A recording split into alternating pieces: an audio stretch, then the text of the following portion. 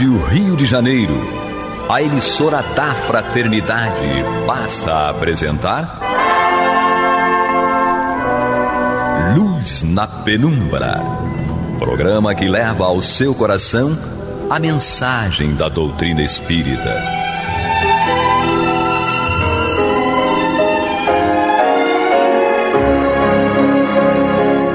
E agora com vocês, Aloísio Guigino e Eduardo Araújo, para o estudo da obra O que é o Espiritismo, de Allan Kardec. Olá, prezados amigos, sejam todos muito bem-vindos. Está entrando no ar o programa Luz na Penumbra, para juntos estudarmos o livro que é o Espiritismo, de Allan Kardec, comigo, Eduardo Araújo, com ela, Maria de Fátima Miranda. Isso, seja bem-vindo. E ele, sempre ele. Quem é ele? Aloísio Guigino. Nosso abraço aos amigos ouvintes. Grande Aloísio Guigino. Você achou a Miranda um pouco desanimada hoje, Aloísio? Não, é que ela está ainda sofrendo as consequências do espiritismo. Mole.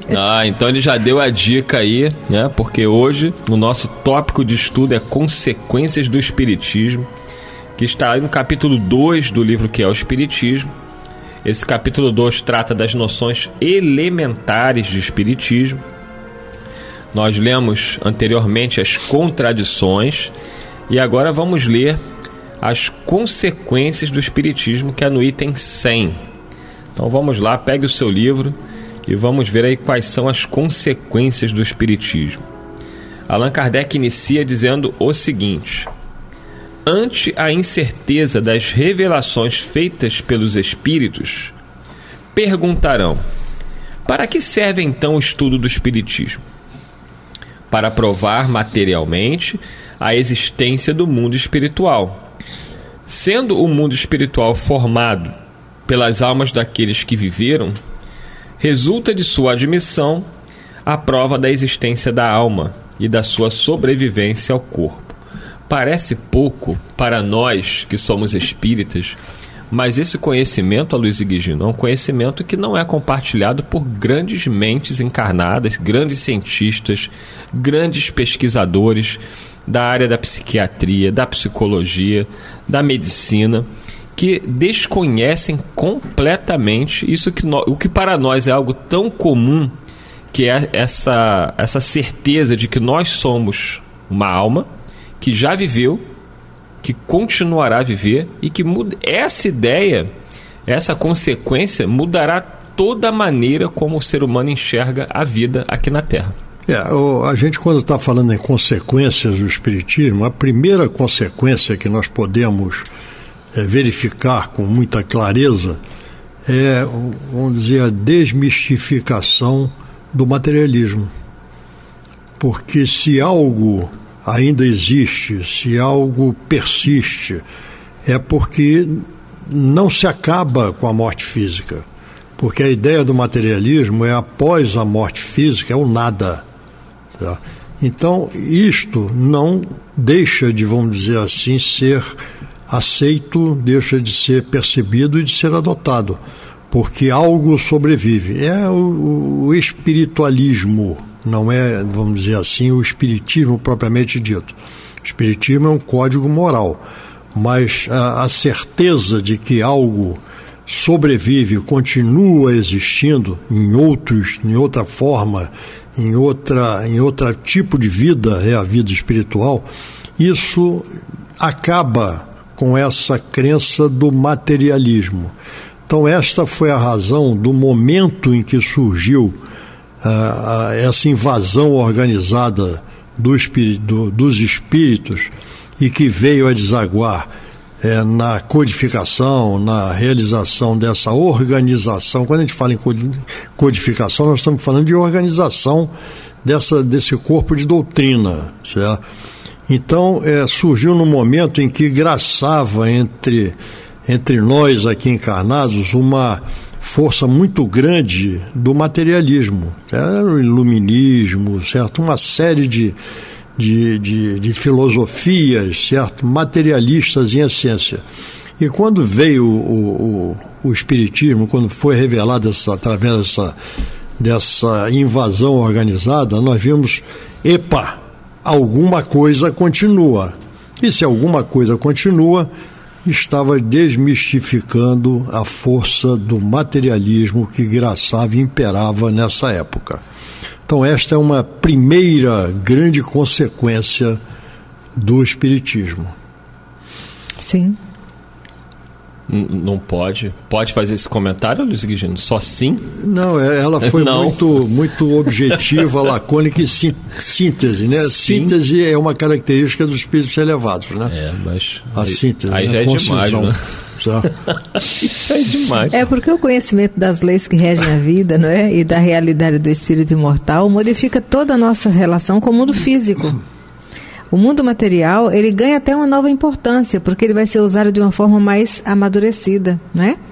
Nós sabemos que, mesmo no mundo de regeneração, a densidade do mundo material vai ser visível, vai ser esse mundo que nós estamos aqui. Mas a nossa relação com as coisas do mundo transitório, do mundo material, acontecerá de uma forma mais amadurecida, dando verdadeiro valor. Não, quando nós estudamos a espiritualidade, o espírito imortal, não é para desvalorizar ou desmerecer a nossa relação com o mundo material. Ao contrário, é para que nós saibamos dar importância. Nenhum espírito evolui dissociado do mundo material. Desencarnados, os espíritos continuam aprendendo, lidando com as informações, estudando, elaborando ideias, né, afinizando-se com propostas, mas é no mundo físico, vestindo o corpo material, que ele vai consolidar o aprendizado. Então, toda a informação que ele vai amealhando no mundo dos espíritos, enquanto desencarnado, só passa a ser patrimônio dele quando ele vivencia no mundo físico. Quando ele chega aqui, aquela questão de você assimilar, interiorizar aquele conhecimento, transformando em prática. Sim, né? Você é detentora daquela virtude, daquele conhecimento, consolida. Da aplicação daquele conhecimento. Vamos lembrar que Jesus, quando esteve aqui entre nós, ele afirmava inúmeras vezes, sistematicamente, meu reino não é deste mundo. Certo? Então, onde é que é esse reino? Certo? Muito bom. Pois é. Então, a gente vê o eixo dos ensinamentos de Jesus é a vida futura. Sim. Que futuro é esse? Que vida futura é essa? Certo? Se não a vida espiritual. Então, se nós, não precisa nem ser espírita, não, mas se nós entendemos, certo, a grandeza de Jesus e dos seus ensinamentos, não há outro caminho. Observa, um médico, ele passa um período na faculdade, né? Mas se ele não for fazer a residência, se ele não for para o estágio, ele não vai se capacitar um médico verdadeiramente. Ele vai ser um teórico em medicina. Né? Então os espíritos desencarnados, eles têm oportunidade até para que a evolução no mundo material se dê. Os espíritos desencarnados continuam aprendendo, continuam interagindo, buscando aprofundar o conhecimento, mas para que o mundo material também consiga transitar na sua evolução tecnológica, vem espíritos com ideias renovadas que vão colocar em prática aqui. Então, se tudo acontecesse só a nível do fora da matéria, seria aquela criatura que tinha um conhecimento técnico de algo, mas não tinha informação prática da vivência, da interiorização. Então, o conhecimento passa a ser patrimônio do espírito quando ele mergulha no mundo físico e ele autentica através da luta, do sofrimento, não é? Ele vai fazendo essa renovação interior e vai consolidando valores. O conhecimento ele não perde, né? Mas ele só, vamos dizer... Só fica íntimo dele. Só assimila aquilo efetivamente quando ele coloca em prática, porque aí. Senão ele não aprendeu. Do contrário, seria informação, seria teoria. Seria informação. Isso aí, vamos dar sequência aqui à nossa leitura. Você que está chegando agora, programa Luz na Penumbra, com o estudo do livro Que é o Espiritismo. Comigo, Eduardo Araújo, Maria de Fátima Miranda e Aloysio Guigino. Estamos no capítulo 2 do livro Que é o Espiritismo. O item 100, o tópico Consequências do Espiritismo. Aqui no terceiro parágrafo diz Kardec: as almas que se manifestam nos revelam suas alegrias ou seus sofrimentos, segundo o modo por que empregaram o tempo de vida terrena. Nisto temos a prova das penas e recompensas futuras. Descrevendo-nos o seu estado e situação, as almas ou espíritos retificam as ideias falsas que faziam da vida futura e principalmente acerca da natureza e da duração das penas.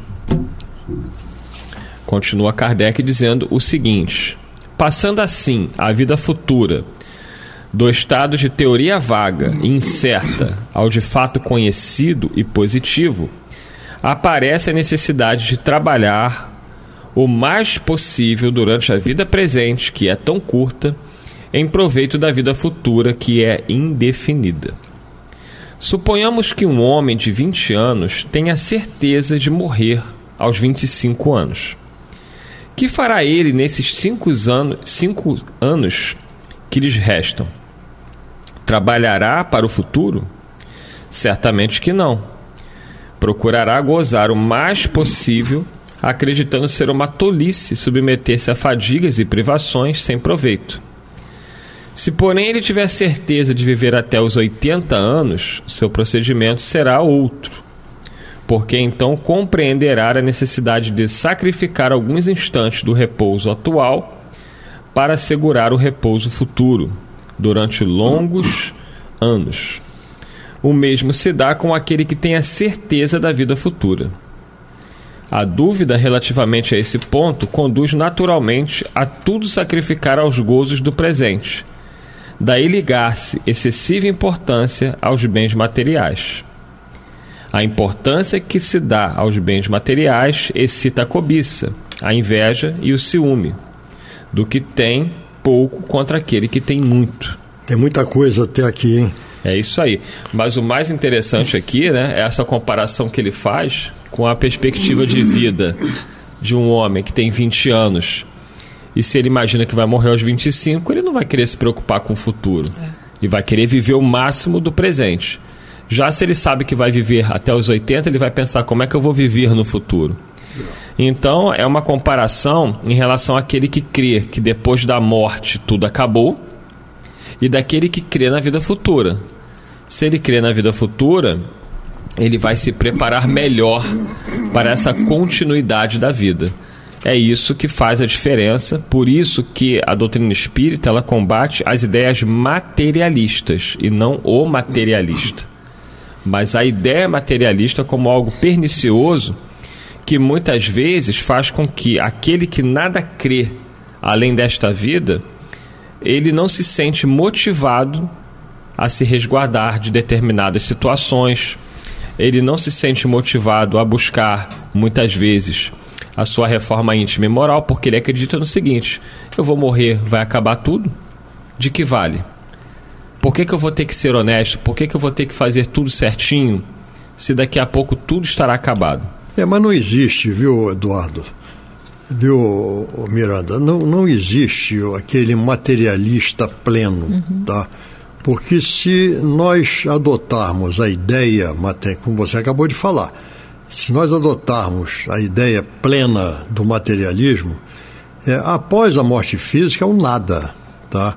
Então por que eu vou me sacrificar aqui? Por que eu vou abrir mão aqui de determinados valores, certo? Porque eu quero prazer, eu quero viver a vida da melhor maneira possível. Então, veja só, não é isso que nenhum de nós faz. Porque mesmo aquele que adota a filosofia materialista, ele se esforça para crescer na vida, certo? Sim. Ele investe na sua formação profissional, certo? Ele investe na busca, vamos dizer, de uma estabilidade financeira. E a previdência, né? Exatamente, na previdência. Então, tudo isso é uma negação da ideia materialista. E quando nós nos vemos espiritualistas, não mais materialistas, mas espiritualistas, nós vemos que alguma coisa sobrevive. E esta coisa que sobrevive, que nós chamamos de alma ou espírito encarnado, como é que isso vai ser? Será a função daquilo que nós estamos investindo hoje. Da mesma forma como nós deixamos de fazer uma série de coisas para termos êxito num exame vestibular, que é duro, certo? Num Enem desses da vida, certo? Numa faculdade que vai exigir de nós e vai nos privar de vários prazeres, de vários momentos agradáveis para que nós possamos alcançar a nossa meta. Quando nós nos vemos como espíritos imortais, o que nós temos que fazer para que no nosso futuro, na nossa vida futura, nós alcancemos a nossa meta? Porque todos nós queremos ser felizes. Todos Precisamos nós. Aprender a selecionar bem os nossos valores. Porque é aquele ouro que o ladrão atraça e a ferrugem não destrói, né? Eu estava lembrando aqui de um médico famoso que falava numa das rádios da vida, e ele se dizia materialista, né? Que Deus não existia, que não era nada disso, tal. Ele médico, a esposa médica, o genro médico, a filha médica e a neta, criança, desenvolveu meningite. E nenhum dos médicos perceberam a meningite aflorando e a criança desencarnou. E depois que a criança desencarna, um belo dia, ele procura uma pessoa que era estudiosa da doutrina espírita e fala: me fale um pouquinho a respeito dessa vida depois da morte, porque eu sonhei com a minha neta. Se tudo acaba com a morte e com a vida, entendeu? Se tudo acaba com a morte, como é que eu sonhei com a minha neta e minha neta falando para mim: vovô, eu estou viva? Não. Né? E aí nós vamos observar que é essa grandeza de Deus, porque, olha, nós somos espíritos imperfeitos, num grau até leviano ainda nas nossas relações com a matéria. Mas nós, quando estamos agindo de uma forma mais criteriosa e responsável, não elaboramos um plano, um planejamento e construímos algo para ter o prazer de destruir depois. Imagina Deus, que é a inteligência suprema, que é o Pai de todos e tem uma meta de sublimação da sua criação. Dito isto, vamos dar sequência aqui à nossa leitura. Lembrando que você que está chegando, é o estudo do livro Que é o Espiritismo, capítulo 2, é o tópico Consequências do Espiritismo, o item 100, e estamos aí no 10º parágrafo deste item 100. Diz Kardec: com a dúvida sobre o futuro, o homem acabrunhado nesta vida pelo desgosto e pelo infortúnio, não vê, senão na morte, o termo dos seus sofrimentos. E assim, nada esperando, procura pelo suicídio a aproximação deste termo. Sem esperança de futuro, é natural que o homem seja afetado e se desespere com as decepções por que passa. Os abalos violentos que experimenta repercutem-lhe no cérebro e são a fonte da maioria dos casos de loucura.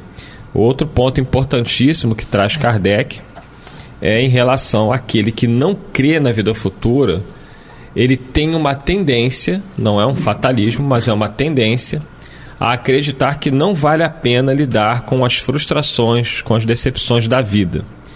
E diante de determinadas situações, seja uma doença grave, seja um problema financeiro muito grave, ou qualquer outro problema que o aflija, ele pode decidir pelo suicídio, já que ele acredita que seria uma forma de pôr fim ao seu sofrimento. Aloísio. Você, dentro da ideia da filosofia materialista, todo esforço que você faz aqui perde o sentido diante da possibilidade de você buscar sempre o prazer, sempre o bem-estar acima de qualquer outra coisa. Quando você passa a ter uma ideia da sobrevivência do seu ser, você é um espírito que está encarnado. Você está ligado a um corpo físico. E a morte é morte física, não é o aniquilamento do seu âmago, do seu ser maior, que é o espírito encarnado. Então você muda a sua concepção. Tem uma definição do espiritismo que eu gosto muito, certo? E que para mim esclarece, e vamos compartilhar. E essa definição diz o seguinte, que o espiritismo é um corpo de doutrina, porque nos mostra, nos esclarece uma série de coisas de alto teor filosófico, porque a filosofia busca o quê? O esclarecimento, a explicação. amparado pela ciência, porque a ciência é o que nós vivenciamos, aquilo que nós vemos, e ela está em todos os momentos da nossa vida presente. Quando não seja, por exemplo, a lei da gravidade. Não há como você fugir da lei da gravidade, que é uma lei natural. E aí vem o mais importante da doutrina dos espíritos, e de graves repercussões morais. Porque a doutrina dos espíritos nos mostra a razão de ser dos nossos esforços, daquilo que nós lutamos para nos melhorar, e tem uma razão de ser, como seres imortais que somos. Então, sem isso, fica um vazio muito grande. Olha, deve ser terrível ser materialista, vivenciar, adotar a filosofia materialista, viver com essa série de dificuldades que nós encontramos na nossa caminhada, e sem que haja uma explicação, uma razão para isso. Tá? Deve ser muito difícil. Sim. Muito difícil. E sabendo que aquilo que nós não alcançamos pelo nosso desejo, pela nossa meta, pelos nossos propósitos de vida, tudo vai acabar. E aí, após isso, é nada. É muito complicado. Então, o Espiritismo, conforme dissemos antes, tem essa proposta, né, de combater essa ideia do materialismo. E realmente vem através daqueles que viveram entre nós e que nos trazem essa orientação que vai nos mostrar caminhos, nos preparando para o nosso amanhã. E dito isso, chegamos aí ao final de mais um programa. Passa rápido, Luiz Guigino. Você está apressado, nós temos 1 minuto e pouco aí. 1 minuto e pouco para a gente dar as despedidas, ouvir Maria de Fátima Miranda dar suas considerações finais sobre o tema. E aí, Maria de Fátima Miranda? Muita paz. É o vazio existencial, não é? Essa desinformação a respeito do mundo, da realidade do ser imortal, gera o vazio existencial. Vazio existencial. E as ideias espíritas vêm justamente combater esse grande mal que nos atinge hoje, né, que é uma pandemia no mundo todo, que é o suicídio. Aquele que crê na vida futura, ele tem uma certeza: ainda que ele tente se matar, ainda que ele tente acabar com a vida do corpo dele, ele pode até conseguir, mas ele vai continuar vivo. E conforme os espíritos dizem, os próprios suicidas, não há palavra humana para descrever o sofrimento daquele que decide, de forma deliberada, pensada, tirar a sua própria vida. Então, se você em algum momento pensou nisso, meu amigo, você que está nos ouvindo, tire isso da sua cabeça. Confie em Deus, sempre há uma saída. Busque ajuda, ore, porque a ajuda vai chegar. Muita paz a todos. Aloysio Guigino. E conheça a proposta que a espiritualidade nos trouxe, porque esse é o caminho para a nossa felicidade íntima. Não a felicidade material, mas a felicidade íntima. Muita paz para todos. Muita paz para todos. Vivam a vida, confiem em Deus e sigam adiante. Você está ouvindo o programa Luz na Penumbra.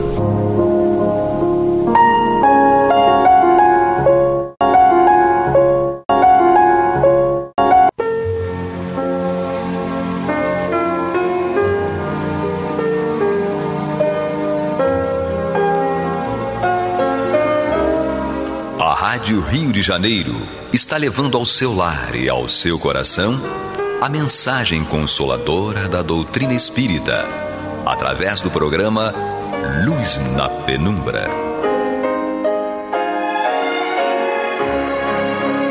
E agora com vocês, Bill Fabiano e Renato Souza, para comentar os textos da Revista Espírita de Allan Kardec no período de 1859 a 1869. Muito bem, prezados ouvintes da Rádio Rio de Janeiro, emissora da Fraternidade, estamos de volta com mais um Luz na Penumbra. Aqui do meu lado direito, Bill Fabiano. Isso, e eu, Renato Souza, e a parte mais importante, Pablo na técnica. Sempre. É isso? Sempre. Nosso parceiro, nosso guru ali, né? Nosso guru da técnica nos auxiliando, nos ajudando aqui a colocar esse programa aí, né?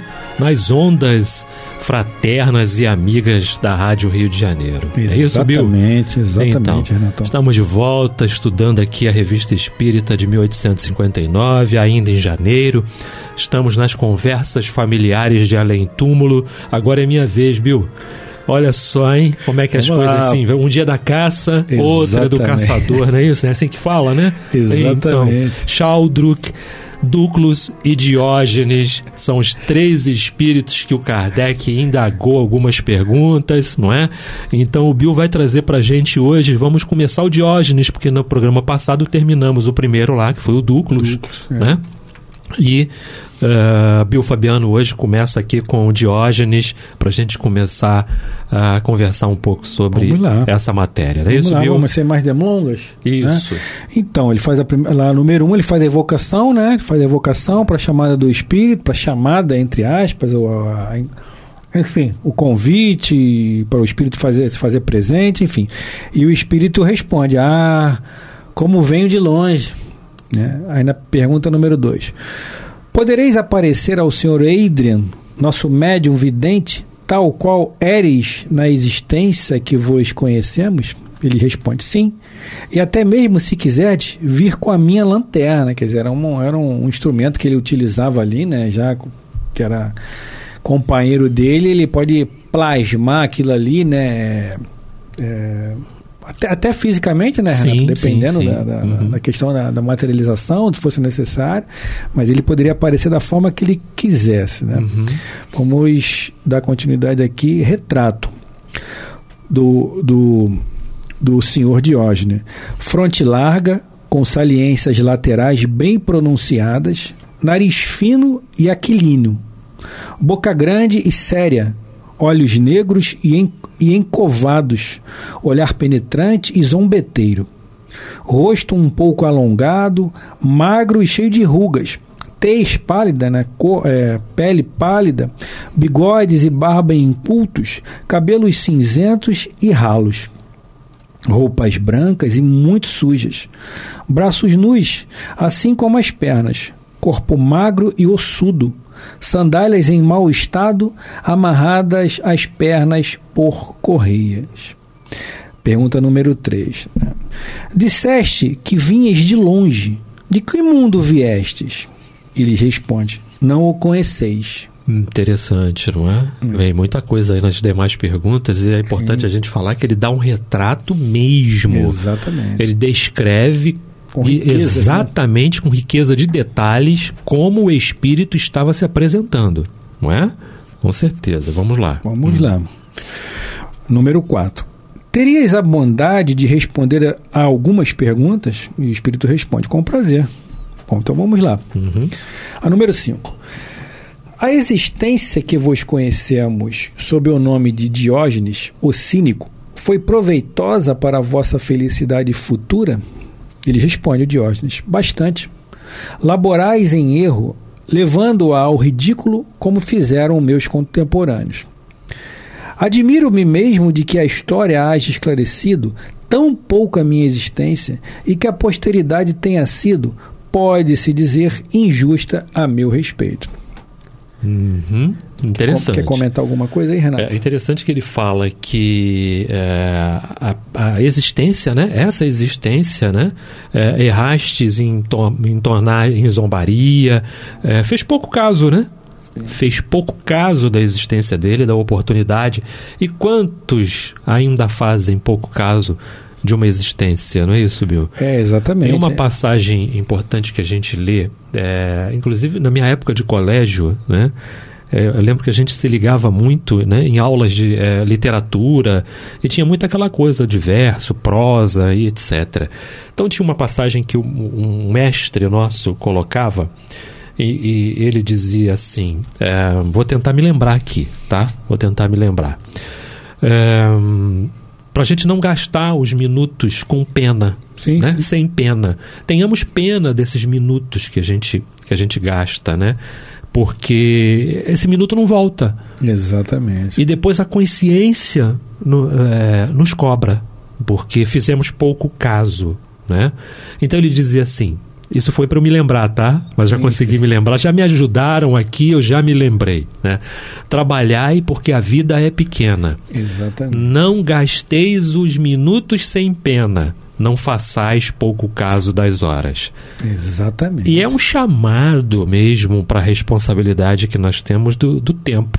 Sim, sim. Não é? Como diria Do o tempo. filósofo Lulu Santos, né? Nada do que foi será Isso. igual o que a gente viu há um segundo, né?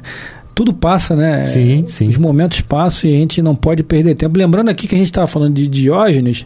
Diógenes foi um filósofo que viveu na Grécia Antiga, né? Ele é conhecido como Diógenes o Cínico.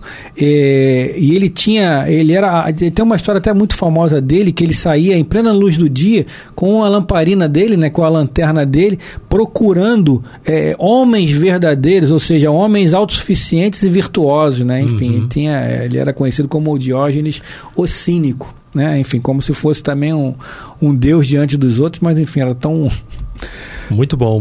errado como qualquer um de nós, né? Sim. Enfim, vamos dar sequência aqui, Renato. Vamos lá. Uhum. A gente vai para a 6 agora, né? Isso. Bom, que bem pudestes fazer, considerando-se que a vossa existência foi muito pessoal? Ele responde, trabalhei para mim, mas podiam ter aprendido muito comigo. Ou seja, denota aí, como a própria história dele, né, um pouco de egoísmo aí, né, como todos nós somos, a gente falava no programa anterior, né, enfim, disso, do egoísmo, do orgulho, da vaidade, trabalhou para ele, né, enfim. Mas é aquela história, né, Renato, que a gente sempre fala, né, a gente sempre vem repetindo isso. Ontem eu não queria nem saber do Evangelho, eu desconhecia o Evangelho, eu ignorava o Evangelho, ou seja, o próprio Cristo, né? Hoje a gente já consegue estar aqui na rádio, fazendo um programa falando do Evangelho, falando do Cristo. E amanhã nós seremos o Evangelho.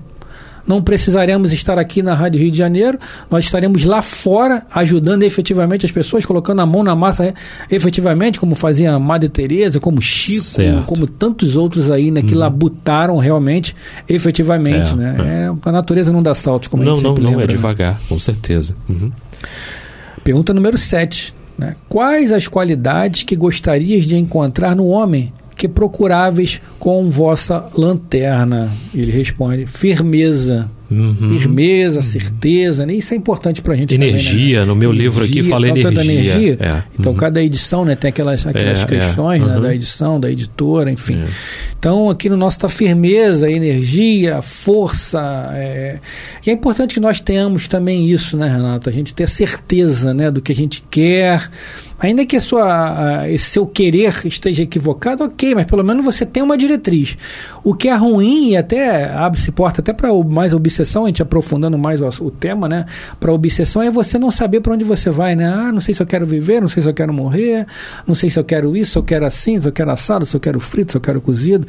É importante que você tenha a certeza daquilo que você quer. Você vai lá na frente, você vai descobrir talvez que aquela posição sua esteja equivocada, ok. Mas aí você já fez aquilo com a certeza de que você queria aquilo, mas é equivocado. Então agora você tem que ter a certeza de que tem que fazer diferente. Sempre é importante saber o que vai fazer, né, meu parceiro? E você lembrou uma coisa interessante, porque quando ele fala que trabalhei para mim, não é? É importante você fazer por você, claro, porque se você não fizer por você, né, e seremos cobrados, não é? A oportunidade que tivemos de fazer alguma coisa por nós mesmos. E, aliás, na condição em que nós nos encontramos, tudo que fazemos é para nós mesmos. Sim. A gente pode fazer para o outro, mas eu estou fazendo na realidade para mim, né? Para mim que eu estou fazendo. Mas eu posso estar fazendo alguma coisa só para mim e isso está se voltando 100% para a questão do egoísmo, não é? E é mais um sentimento que atrapalha, não é? E posso estar atrapalhando o outro. Exato. Porque eu sou tão egoísta que eu só faço realmente para mim, não é? Tá? Então eu preciso parar e pensar na questão da personalidade, porque nós estamos falando de personalidade. Ele procurava alguém com personalidade. Sim. Né? Mas personalidade em que ponto? Né? Em ponto de ser um dirigente, mas um dirigente que se preocupa com os outros, com seus comandados, com a equipe, com tudo isso. Não é? Não tão somente com ele, não tão somente com a parte de eu primeiro, eu em segundo e eu em terceiro, né? Não só assim. Bem, meus irmãos, estamos no Luz na Penumbra, estudando a Revista Espírita de 1859, ainda estamos em janeiro. O Bill Fabiano está trazendo aqui Diógenes. Vamos entrar agora na pergunta número 8. Número 8, né? Vamos lá. Bom, se tivesseis encontrado em vosso caminho o homem que acabamos de invocar, ou seja, Shaudrac Duclos, teríeis achado nele o homem que procuráveis? Também ele voluntariamente se privava de tudo quanto fosse supérfluo? E responde, não. E o que pensais dele? Bom, sua alma perdeu-se na terra. Quantos são como ele sem o saberem? Pelo menos ele o sabia, que já é um bom caminho, né, Renato? Que a gente falava agora, ter firmeza, como ele estava buscando, né? Há pessoas que estão alienadas aí, não tem nem noção do que estão fazendo de errado, né? Fazem até por gosto, né, Renato? Sim. Ao passo que nós, por exemplo, a gente já sabe, embora nós continuemos a fazer o errado, né? A gente já sabe que não pode continuar fazendo, que já é um avanço. Aí eu sempre lembro daquela questão da lição do bilhar, que meus filhos estão de saco cheio dessa lição do bilhar, que eu falo sempre. Olha a lição do bilhar, lá de Emmanuel para Chico, lá no livro Lindos Casos de Chico, lá no capítulo A Lição do Bilhar, né, que o Chico lamentava que aquelas pessoas o dia todo jogando sinuca, jogando bilhar, e ele trabalhando como um condenado o dia todo. E Emmanuel diz para ele, Chico, o bilhar também é uma invenção de Deus. Hoje, eles só estão jogando bilhar. Eles poderiam estar roubando, matando, enganando, furtando, mas hoje, ou seja, eles já avançaram. Hoje eles só estão jogando bilhar. Então é interessante essa lógico, todas as mensagens, as lições de Emmanuel são sensacionais, mas essa, sobretudo, me marcou muito e eu fico repercutindo ela o tempo todo, porque realmente a gente não sabe a história de cada um, né, Renato? Às vezes eu olho pro Renato e falo, pô, Renato só tá na rádio, só tá fazendo palestra, só tá lá no Bezerra, mas isso é o melhor que ele tem nessa vida, né, Renato? Sim. Você não consegue doar mais nessa existência. Na outra, quiçá, você poderá fazer, mas nessa não. Então a gente não conhece a trajetória de ninguém para ficar apontando, para ficar falando, pô, mas o Bill só faz isso também. Poderia fazer mais um pouquinho? Não poderia. Isso que para mim já estou fazendo além daquilo que eu posso fazer, já é muito mais daquilo que eu consigo doar. Então é importante que a gente não guarde o julgamento para nós mesmos, né, Renato? É uma questão importante e a gente precisa ficar atento ao chamado do Evangelho, né? Em tudo colocar o crivo, né? O crivo do Cristo, o crivo do ensinamento, né? Do ensinamento para a gente poder ter. Nós julgamos muito, sim, né? Sim. Nós julgamos muito o outro e não procuramos ver a condição em que ele se encontra. Qual foi a roupa que ele trouxe para essa reencarnação? A gente sabe. A gente sabe até certo ponto. Até certo ponto a gente sabe, mas a gente não consegue saber com profundidade. Você já conseguiu colocar os calçados do outro? Não. Não é? Exatamente. Então, de uma certa forma, quando você falou aí que quando você já sabe que tem algo de errado, é importante, assim, muito importante. E a gente com 2, 3 semanas de evangelho, a gente já sabe o que é certo e o que é errado. Infelizmente, ainda erramos. Exatamente. Infelizmente, ainda erramos. Mas, um dia não vamos errar mais. Um dia vamos conseguir, sim, praticar, não é? Praticar o evangelho. Mas precisamos aprender a ter esse olhar, não é? Esse olhar que é o olhar do Cristo, é o olhar de Jesus, que está lá em Mateus 7, 1-5, não julgueis para que não sejais julgados, não é?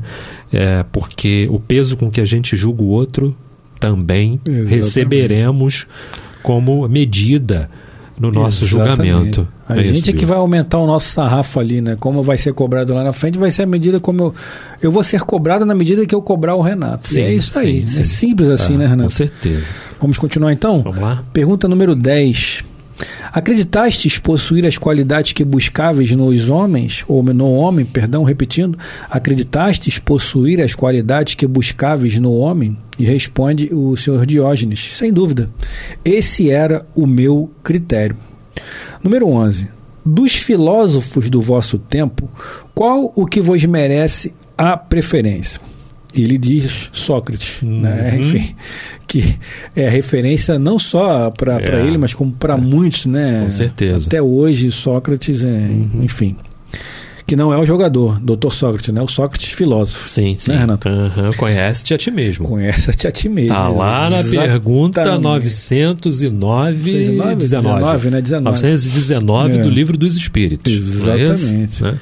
De que forma pode o homem combater as suas más inclinações, as suas imperfeições, né? Suas mazelas e tantos outros, né? Adjetivos, né? Exatamente. E eles respondem da seguinte forma para o Allan Kardec: um sábio da antiguidade já vos disse, conhece-te a ti mesmo. Exatamente. Sócrates, né? 919, não é isso? Então, com certeza. É isso aí. Vamos lá? Vamos lá na 14? 12, né? Ah, não, 13, né? 13, isso, 13. E o que dizeis de Platão? Platão. Bom, muito duro. Sua filosofia é bastante severa.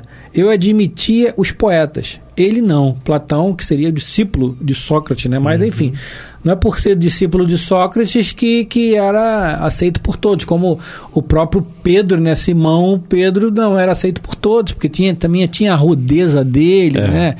Pedro tinha todas aquelas questões com as mulheres, por exemplo, não gostava da aproximação das mulheres no grupo, enfim, teve uma certa reticência em aceitar Madalena e tantas outras mulheres que se aproximaram do Cristo, né, como Joana de Cusa, mas no entanto mudou também, né? E mudou. Sem dúvida, mudou, claro, e sem dúvida Pedro foi uma referência para o ensinamento do Cristo mesmo, né? Para você aceitar a dificuldade do outro e a observação que o outro está fazendo, porque ela pode fazer algum sentido em algum momento. Sem dúvida nenhuma. E que deve ser levada em consideração também, né? Que deve ser considerada. Né? E o Cristo, quando não sei se o Renato concorda comigo, meu parceiro, mas quando ele escolheu a dedo ali os apóstolos, os 12 apóstolos, ele escolheu os 12 apóstolos com vários problemas para isso mesmo, né? Claro. Para mostrar para a humanidade que até que é mais errado, tem a cura, tem a possibilidade de renovação, né, Renato? Sim, ele poderia simplesmente, como engenheiro sideral também, né, como organizador de tudo físico aqui, ele poderia, bom, galera, vou escolher os Fulano, melhores. Ciclano, Renato, Bill, Pablo, vamos todo mundo junto comigo, porque vocês são iguais a mim. Isso. Seria muito simples para o Cristo, né? Fazer uma organização de espíritos nobres como ele e reencarnar, mas aí qual o exemplo, né, que ele tinha? Não, então ele escolheu aqueles espíritos ali que tinham algumas mazelas, muitas mazelas, e lapidou, né, Renato, aquele diamante ali. Concorda, meu parceiro? Sim, concordo perfeitamente. Ele não escolheu os melhores, ele escolheu 12 homens. Sim. Que porventura foram criando outros grupos, porque a mensagem precisava ser divulgada e precisava dar prosseguimento. Então foram criando outros grupos, e nesses outros grupos também não tinham os melhores. Estamos, né, aqui nesse grupo agora. Estamos nesse grupo, não é? Muitos os chamados, não é isso? Pouquíssimos escolhidos, tá? E temos tentando ser os escolhidos. Tentando ser. Por enquanto a gente só foi chamado.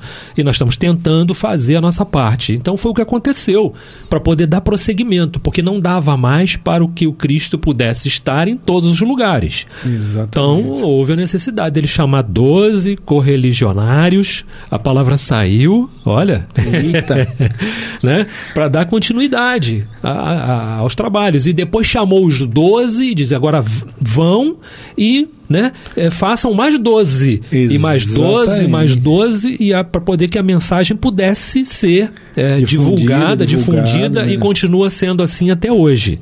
Exatamente. Até hoje, né, Bill? Isso aí. Vamos dar sequência aqui na pergunta número 14. Isso. Bom, o que se conta a respeito da vossa ou de vossa entrevista com Alexandre é verdade?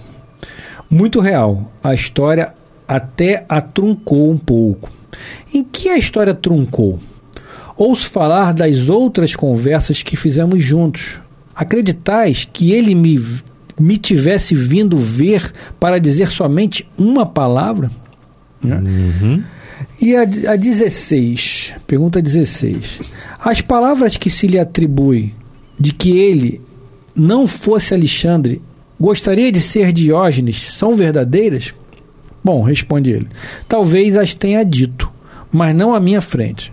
Alexandre era um jovem maluco, vão e orgulhoso. A seus olhos, eu era um mendigo. Como o tirano ousaria mostrar-se instruído pelo miserável? Né? Seria improvável, né, que um homem como Alexandre, né, ouvisse ou se instruísse através de um mísero, de um espírito daquela categoria ali, daquela classe, né? Lógico, com todas as aspas que a gente está falando isso, né? Então, aí que entra, né, o preconceito, o orgulho. Não, você não, né? Você não. Que é isso? Você para me instruir, não é? E as pessoas se ligam muito em roupas. Sim. Né? A gente volta a falar nessa questão novamente, né? Em roupas, mas não, precisamos ver o que o Espírito está falando. É o que ele fala. Allan Kardec, né, deixa muito claro, a essência está no que ele transmite, na palavra que ele traz. Está lá no Livro dos Médiuns, já trouxemos isso aqui em outros programas, não é? Quando falávamos dessas evocações, né, precisamos ver o que ele fala. Né? Exatamente, a gente está aqui com essa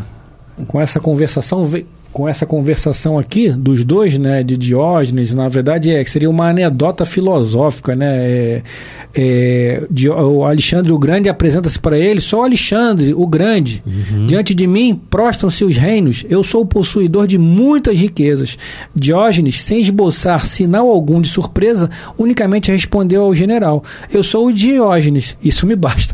Ou seja, é aquela história, você sabe com quem você está falando? Não, você sabe com quem você está falando? Também não importa. Né? Não importa. Importa que você é Alexandre o Grande e eu sou o Diógenes, o pequeno. E daí? E o Kiko? Né, Pablo?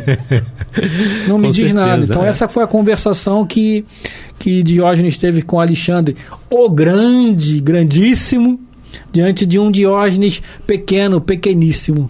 O grande, né? Que nem era tão grande. Exatamente. Enfim, mas... Exatamente. Grande só no nome. Só que no fica, nome. Né? Exatamente. Que fica aqui, né? Toda essa coisa desse batismo material.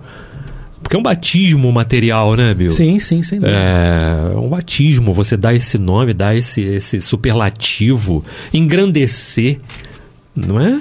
Por quê? É uma necessidade nossa, né? Uma necessidade nossa de se fazer. Na verdade, a psicologia explica muito isso, né? Você se sente pequeno, mas você quer se tornar grande.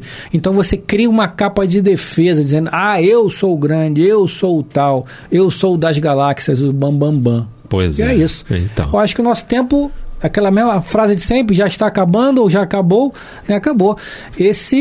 Isto posto, exatamente. Né? Vamos terminando aqui então mais um programa Luz na Penumbra.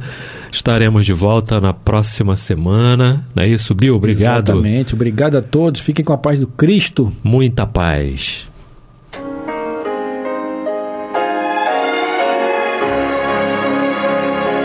E vamos ouvir agora a prece de encerramento de nosso programa, na voz de Geraldo de Aquino. Jesus, dá-nos coragem para a luta, piedade para os insultos e misericórdia para as injustiças e ingratidões. Limpa nossa alma de inveja e ambições mesquinhas, de ódio e de vingança o nosso caminho. E que dentro em pouco, ao recolher-nos de novo ao calor do nosso leito, para que o sono nos dê a paz e o esquecimento das tristezas humanas, possamos sentir, Senhor, no mais íntimo de nosso ser, a doçura indefinível do Teu amor e a grandeza incomparável da Tua divina presença. Que assim seja.